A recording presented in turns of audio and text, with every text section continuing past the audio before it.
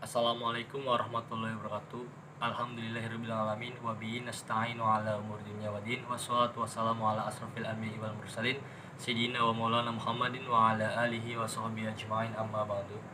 Yang pertama-tama, marilah kita panjatkan puji dan puji syukur kehadirat Allah SWT karena telah memberikan rahmat dan hidayahnya sehingga kita dapat melaksanakan kuliah pada pagi hari ini. Yang kedua, salawat serta salam selalu kita curahkan kepada baginda Nabi besar Muhammad SAW. Semoga kita selalu umatnya akan mendapatkan syafaatnya di akhir hari nanti. Amin amin ya rabbal alamin. Baiklah, perkenalkan, nama saya Dwi Firmawan. Saya dari kelompok 2 dan rekan-rekan saya Siti Nabila dan Nailul Alfia. Kami akan menjelaskan tentang periodisasi dan tugas-tugas perkembangan. Menurut Aristoteles, membagi masa perkembangan seseorang menjadi 3 periode sebagai berikut. Yang pertama, umur 0 sampai 7 tahun disebut fase anak kecil atau masa bermain. Fase ini diakhiri dengan pergantian gigi. Yang kedua, umur 7 sampai 14 tahun disebut fase anak sekolah atau masa belajar yang dimulai dari tumbuhnya gigi baru dan berakhir ketika kelenjar kelamin mulai bekerja. Dan yang ketiga, umur 14 sampai 21 tahun disebut masa remaja atau masa pubertas, yakni masa musik antara kanak-kanak dan masa dewasa. Periode ini dimulai sejak kelenjar kelaminnya sampai seseorang anak memasuki usia dewasa. Menurut Sigmund Freud, yang pertama yaitu umur 0 sampai 5 tahun disebut periode infantil, periode kanak-kanak. Periode ini dibagi lagi menjadi 3. Yang pertama, fase lisan, umur 0 sampai 1 tahun. Pada fase ini mulut merupakan pokok-pokok kreatifan yang dinamis. Yang kedua, fase anal, umur 1 sampai 3 tahun.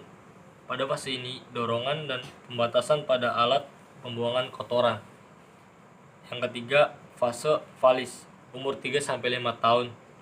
Pada fase ini alat-alat kelamin merupakan daerah organ paling perasa.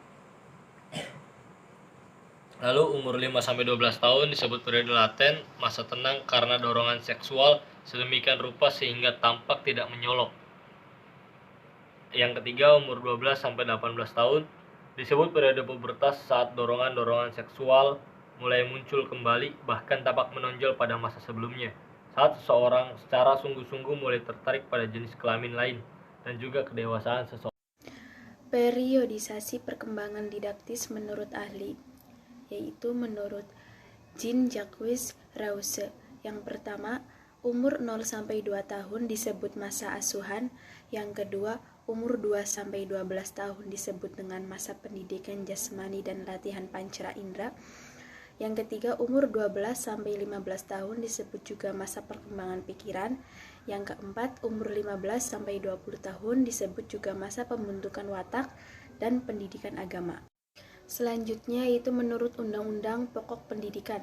Yang pertama, umur 0 sampai 6 tahun masa taman kanak-kanak.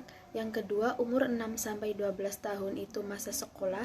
Yang ketiga, umur 12 sampai 18 tahun itu adalah masa sekolah menengah. Yang keempat, umur 18 sampai 24 tahun adalah masa perguruan tinggi.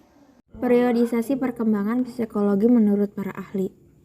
Menurut Oswald Crowell, pada dasarnya perkembangan jiwa anak berjalan secara evolutif, dan pada umumnya proses tersebut pada waktu-waktu tertentu mengalami kegoncangan, aktivitas revolusi.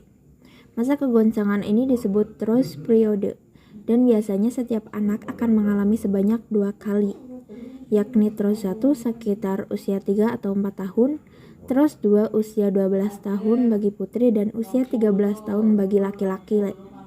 Menurut J. Hafigus, umur 0 sampai 6 tahun adalah masa bayi dan anak usia dini.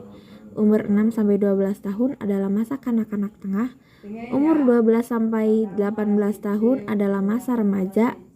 Umur 18 sampai 30 tahun adalah masa dewasa awal. Umur 30 sampai 50 tahun adalah masa middle age atau masa setengah dewasa. Umur 50 tahun ke atas adalah masa tua, yaitu masa lanjut usia.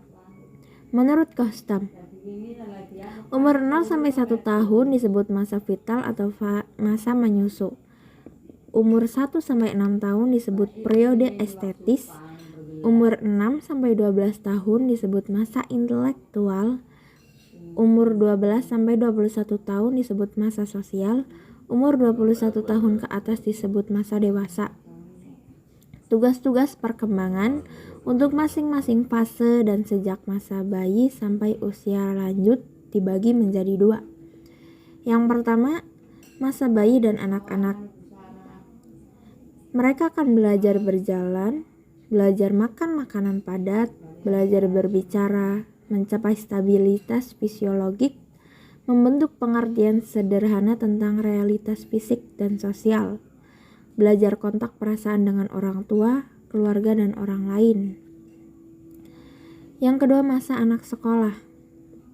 Mereka akan belajar ketangkasan fisik untuk bermain, pembentukan sikap yang sehat terhadap diri sendiri sebagai organisme yang sedang tumbuh, belajar bergaul yang bersahabat dengan anak-anak sebaya, belajar peranan jenis kelamin, mengembangkan dasar-dasar kecakapan membaca, menulis, dan berhitung, mengembangkan pengertian-pengertian yang diperlukan guna kehidupan, mengembangkan kata hati moralitas dan skala nilai-nilai, belajar membebaskan ketergantungan diri,